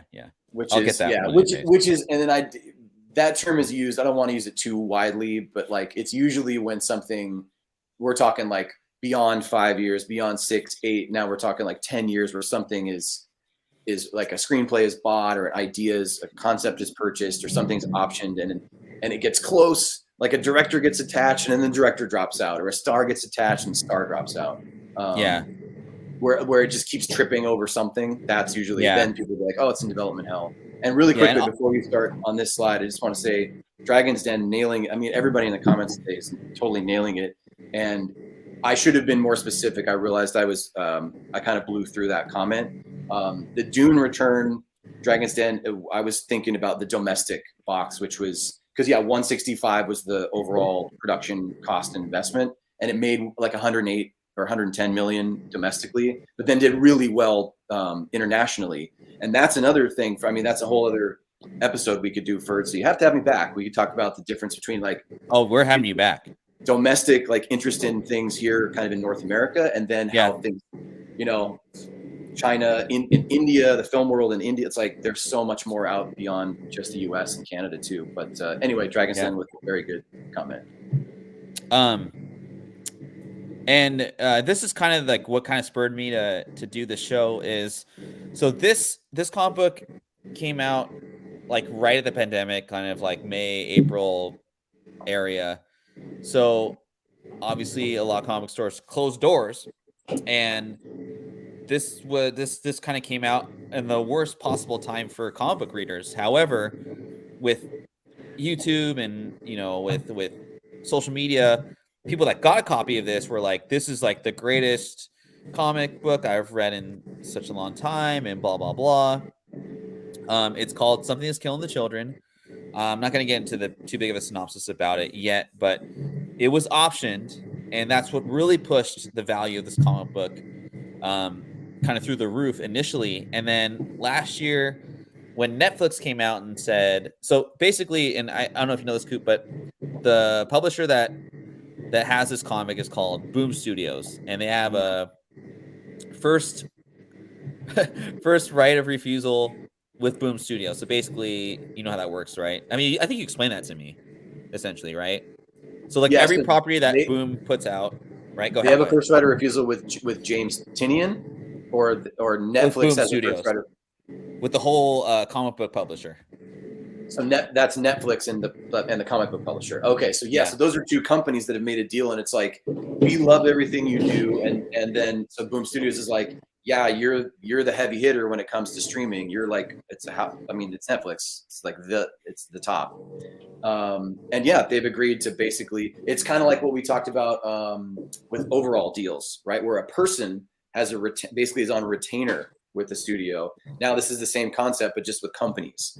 So it's like, everything you guys do, we want to put on our platform, and the person's like, and the company's like, yeah, everything that we have in book form, if it's going to be on screens, we want it to be through Netflix. So they have a mutual agreement. Yeah. Anyway, continue. Sorry. Oh no, no worries. That's exactly, you explained it way better than I would have. So I'm glad you had your input there. When that news came out, everybody was like, shoot, if anything comes out on Boom, I'm going to buy the comic, because there's a chance that it's going to make it to the big screen or whatever with Netflix, who obviously is a big producer of shows.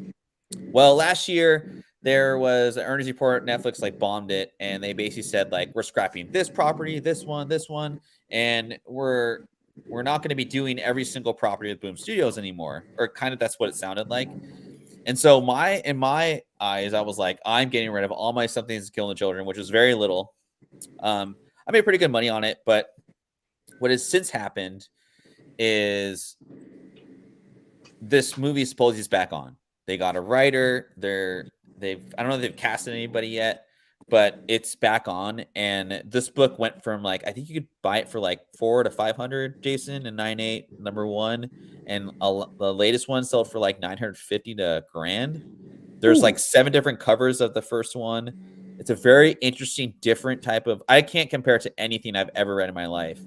But basically, it's about this little town, and it's super creepy.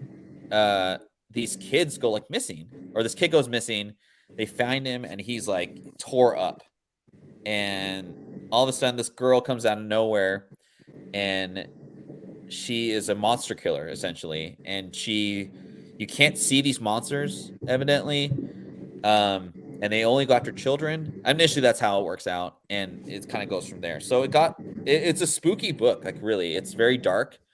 I was kind of turned off on it because of the title. Jason, have you read this book at all? No.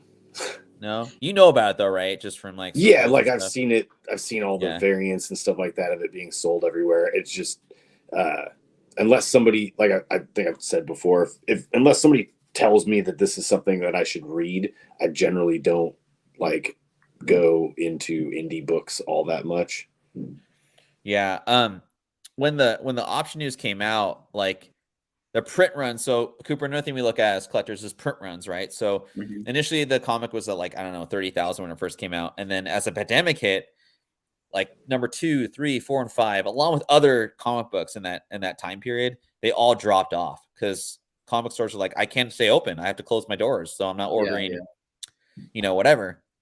So the actual, like the middle issues of this series go for like quite a bit of money, which is very irregular versus like the other comics we talked about earlier.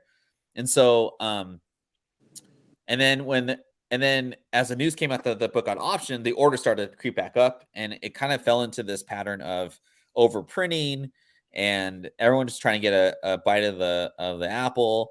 And so it kind of turned me off on this series personally. And I wasn't like totally like vested into it. Like I remember after reading issue 11, I was like, this is a pretty cool, like I get why people like it, but it's just not my type of like comic book.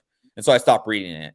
And it was probably good timing because like 14, 15, 16, the copies just went like this. And it's just like, it's just a collector's kind of like chase or whatever. So, okay, well that's good stuff. Good to know. If you guys have something that's killing children, I'd probably sell a couple right now just to make your money and then see what happens. We'll see if it makes it to Netflix in the next year or so.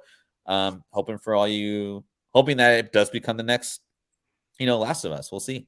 I'll make a bold claim right before we wrap it up for that. I can almost guarantee that it will make it to the screen because remember we talked about Craig Mazin being attached to The Last of Us. So like a big showrunner, a guy who's already produced successful shows.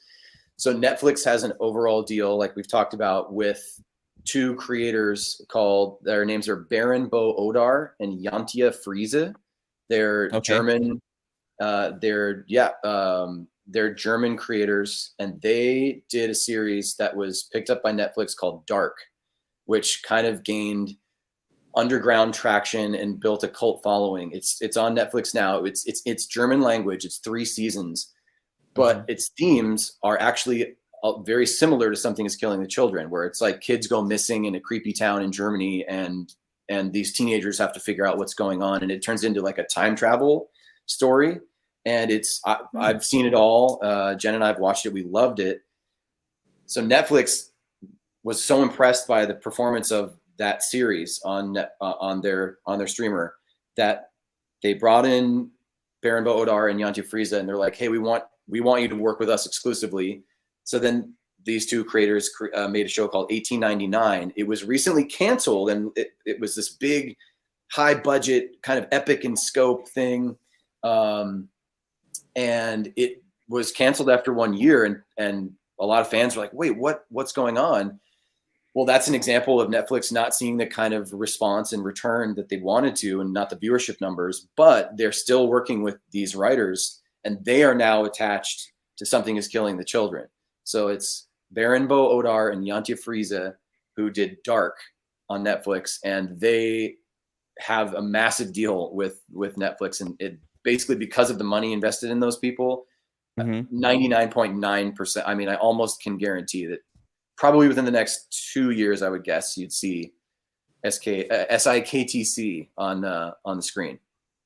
Yeah. Oh, yeah. Hey, so if you have the books, hold them for now. And I forget who made the comment earlier. It was, let me scroll up. I think it was James. Yeah, it was James Kreider. He was talking about kind of indie spec. His number 4, if you scroll up in the comments, sell out at the trailer. That might not be a bad idea. It's gonna create peak interest. Yeah, thanks for putting that up there. If you have those books, the physical property, I would say hang on to them, because as soon as we start to see more news and more, and if there's ever a trailer cut, yeah, keep an eye on what the price is. That might be the right time to sell. Cool, Coop. This knowledge that you put out here, I honestly, this is the reason I wanted you on the show, is because like I myself, and I'm pretty sure Jason, we just don't know like the insides of how stuff works, and I think we have a pretty good idea, but like the knowledge that you have as far as like being an insider, I'll call you an insider because I think you are, and just kind of knowing the knowledge of the industry, it's really good to know as far as like collectors and like what to look for to collect, or like if you're going to invest or speculate, and there's just things you need to like look out for, and it'll save us more money in the long run, which is kind of the point of our show and all that stuff. And we're concluding this portion of the show. We had a market report. It'll take like 10 minutes, but thanks, Cooper, for hanging out with us. We love you, dog. And Jason is still lonely. That is our update for that. Next time, whenever I come back, I hope you guys will have me back. I feel like, unfortunately, Jason, you might still be lonely then too. Forever. No, you guys are great. To everybody in the chat, thank you for great comments, great observations. It helped me learn too, because like I'm so interested in what you guys know, and to find this middle ground. It's like a Venn diagram. We just hit the middle of that Venn diagram when it comes to comics and the film world. And to get into this indie stuff is really cool. And now I have more things to check out, and so I'm glad that we could spend the time. And as soon as I leave, everyone else is going to leave too, because this show's going to get really boring. So, preacher. All right, I'm out of here. I love you guys. You're out. All right, man. Thanks for coming through, man. See you. Thanks, Bird. I will check out Demon Slayer Dragon's Den. Thanks, you guys. Adios. See ya. Peace.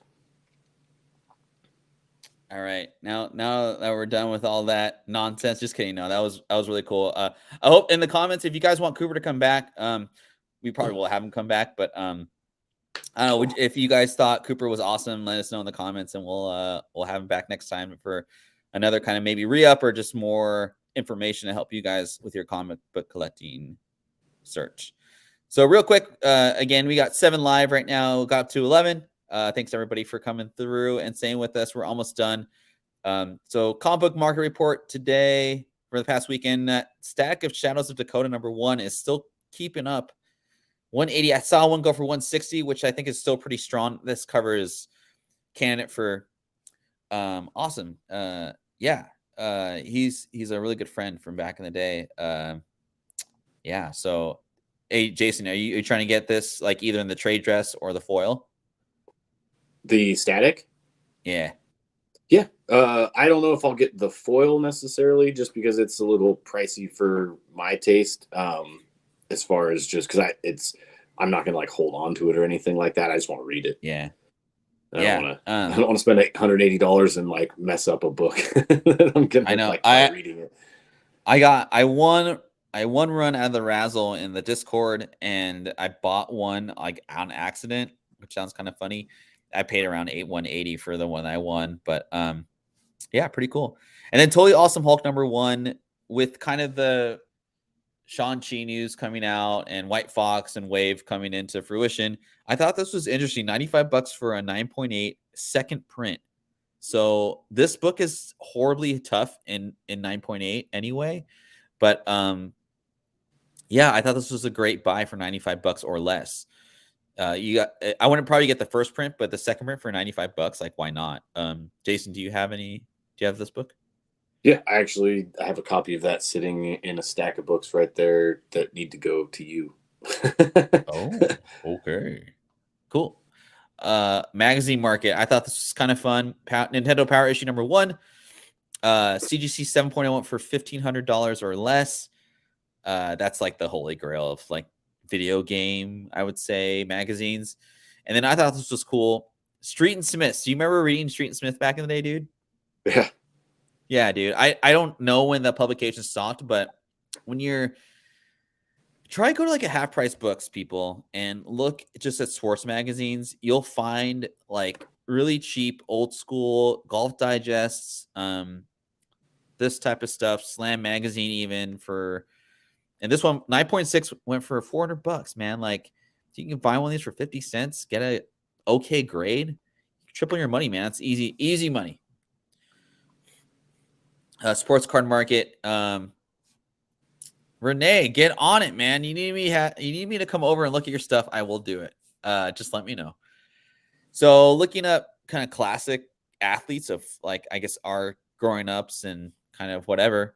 Peyton Manning, the Sheriff, rookie. I thought this was PSA 10 for 360. It's just the Topps regular version. But dude, did you ever collect football cards back like in the 90s? No, I was strictly hockey and baseball, I believe, for the most part. Did just you because those were the sports I played. Yeah. You didn't do basketball, did you? I mean, I've got like up in storage. I've got like, remember how you used to put cards in the binders with the freaking like back to back? Yeah, like I still have like a bunch of those up in storage somewhere. Yeah, so like when I was a kid, I never bought football cards, like, and it wasn't like I mean, football was nothing like popularity wise like it is today, right? It was like baseball, basketball was up and up because of Jordan and all that. But football was kind of like a third, and now you could argue that football is probably number 2, basketball's probably number 1. But like, I thought that was kind of cool. And then Kobe, of course, like you're a Kobe fan, big time. This 9.5 Beckett Fleer metal, which is really tough and high grade. I thought that was an awesome buy for $250 or $295 or lower. But oh yeah, I know he does. And so this is again Nintendo Power. This is Final Fantasy 7 kind of presentation. Strategy guide went for $30 for a strategy guide. Jason, your favorite, a strategy guide? No. Okay. Well, anyway, I think it's like one of the first strategy guides too. You use them all the time. Right? Strategy guides? No. Yeah. Oh. Actually, I'm trying to figure out if that so there's that Gotham Knights that I started playing. It has a co-op mode. And like once you go through the story a little bit, it opens up and you can play with friends online. I'm trying to see if it's a cross-platform compatible, like say Call of Duty is, like their Warzone and stuff like that. You can play with PlayStation players and computer players and stuff like that. I'm wondering if that Gotham Knights has a co-op mode, because I'll be like, dude, you should get that game and play it with me. Dude, I'd be down. Because it's like you get to play as it's like what, Batgirl, Robin, Nightwing, and Red Hood are the 4 characters. It basically this like the movie, or it starts out with like Batman dies, like Ra's al Ghul fucking kills Batman, and then they're basically left trying to piece it all back together and investigate like what happened. Yeah, if you can co-op, let me know. I'll get the strategy guy and then we can play together. No, you can't. You cannot beat a Final Fantasy game without the strategy guide. I've done it multiple Yes, you times. can. I know. But anyway, it was just figuring. I did have to look up how to breed a gold chocobo though, because that was a pain in the ass. See, if you had the strategy guide like me, anyway, we won't get into this. We're never gonna agree upon that. And then also Nintendo Game Boy Micro Black with charger bag and Final Fantasy Tactics. I thought that was just kind of a cool little fun deal. Yeah, not the first game. I was more of I think on NES, I was a Dragon Warrior player. I liked that one. Yeah, that game. Which, if you can, that's actually a game. If you've got that in a good like condition, like that thing is friggin' expensive. Yeah, and that game was freaking confusing as hell, which is probably why I threw it away. And I think I rented it. I don't think I ever bought it because I wasn't into RPGs when I was like 10 or 12. I was more into like regular, cross the screen type stuff. But and then lastly, these crazy buys here. I found a General Electric wall oven that's vintage. I don't even know how you send that to somebody, but somebody bought this for like almost 6 figures. Local pickup only. Yeah, seriously. But like, how the hell do you ship that? Like, I'm gonna put like cellophane around it and be like, okay. Well, yeah, especially because like that's not like the ovens nowadays. That thing is like freaking heavy as hell. Dude, it probably got 2 tons. Like, you know what I mean? I don't even. But yeah, I thought that was interesting because I used to have an oven like this, like it was super small, you know, and it like you had to like crank it down, that kind of thing. I thought it was funny. Yeah, it had that freaking the hinge or the springs on the sides that were like, you had like pull them down, and then it's like if you just barely knocked it up, it was like wham. yeah. It's like, why is it so hard to pull down? But I like just touch it with my pinky and it freaking slams shut. Yeah. And it was always like mid-level. You know what I mean? That's good times. And then this Louis Vuitton monogram Union Jack Bandolore, sorry, went for 14 grand. I don't know what why. Did you just say Mandalore? I messed it up. It's like if you got that, Dragon Warrior's worth a lot of money now. Like apparently it's a hard to find game. And my last piece, Cooper's not here anymore, but MCU, if you are listening, cast Cooper's Arcade in the next X-Men series. Like, please do it. Fun show, man. I'm glad Cooper was able to come through. I hope everybody got a lot out of our show when it comes to just kind of thinking about buying option news. Like, I think, Jason, your one big hit with option news was the Bird City. What is it called? 8 billion genies. 9/8, your regular cover, whatever. I mean, that was like the news comes out, the comic book, the day the comic book comes out, you have a limited cover, it's clean, it's an independent series, and it's kind of during the beginning part of the recession, quote unquote. I told you to flip one earlier, and it's a good thing you did. That's great, man. I was really glad that Cooper came on, honestly, to like, because I learned a lot too as far as stuff what I look like for independent books, because like, dude, I mean, you and I talk about this with FOCs, and I know like FOCs are great. Like, it's just to get a top 10 FOC list and to think, oh, I'm going to buy every single independent that could possibly be optioned. It's not a good way to spend your money. You might as well just buy a higher ratio of one that you really believe in and then just go that route. Like you did with the Bird City variant, right? I mean, I still have one. And you still have one. The first one I sold quick. The second one, my actual 9/8 slab, I'm still sitting on. And I think that's not a bad idea. I think it's just like, you look like I need to watch that, Renee. But I'll take a look. But yeah, I think just what Cooper was talking about, like I wouldn't have known that unless I knew Cooper. As far as people that are tied to properties that are like as sure as bet as you can, and like people say like, oh, take a risk. I'm like, no, man, like I'm not gonna put my hard-earned money into a comic book that's gonna sit in my my bin for, I don't care if I paid $3 for it. I'm gonna be smart with my money when it comes to not necessarily just option or independent comic books, but like anything that has to do with option, because it's like it could just, I'm not gonna buy 10 copies of a comic book that comes out as option because just from this video, quote unquote. Yeah. What did you take from it, dude? From the show? Yeah.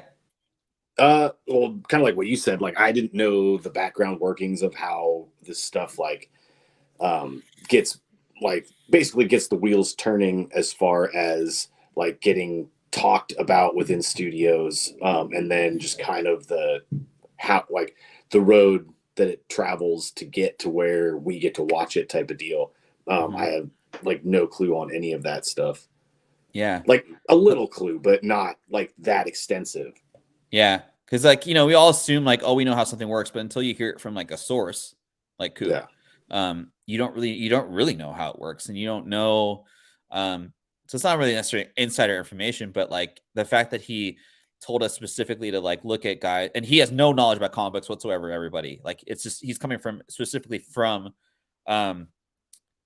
Thanks, Southpaw Brad. You guys aren't following Southpaw Brad on YouTube, man. Like you're you're not having a good time, man. That's my dude from South Carolina. And if you're looking for a house to buy in South Carolina, follow my homeboy Southpaw Brad. He's a good dude, very supportive of the community. If they could unionize if they could unionize the staff down there at the South Carolina Boeing plant, then I might consider moving down there. But they won't. You're not leaving. You're not allowed to leave. You're like one of my best friends. Like, you're not allowed to leave. So, just kidding. Anyway, yeah. If you haven't liked, subscribed, or what's the other one? Like, subscribe, followed. Follow. Wait, yeah, follow. That same thing. Whatever. I don't know. I don't even know anymore. But like, subscribe, throw it in the garbage, whatever you want. Yeah. Thanks. Any closing thoughts, dude? Not really. My mind is like mush right now. I definitely did drink a little bit too much watching those fights last night. I woke up this morning and was just like, oh man. Yeah, like coffee was not doing it. Well, like Trey was saying, thank you, Trey, for the shout out. I'm actually joining a show as well with Trey, Vinny. Oh my God. Is this your Wednesday one? It's gonna be Mondays, I think. Okay. I don't know, but I didn't want to get into too many details because we haven't really gone over like the actual plans, but I'll be showing up on another show. So it should be more exciting, or it should be pretty exciting, kind of a different take on stuff and all that. But I want to thank everybody for watching. Catch you next Sunday. We'll have some good stuff for you, and have a great Sunday today. And I'll be watching the NFL Combine. See y'all later.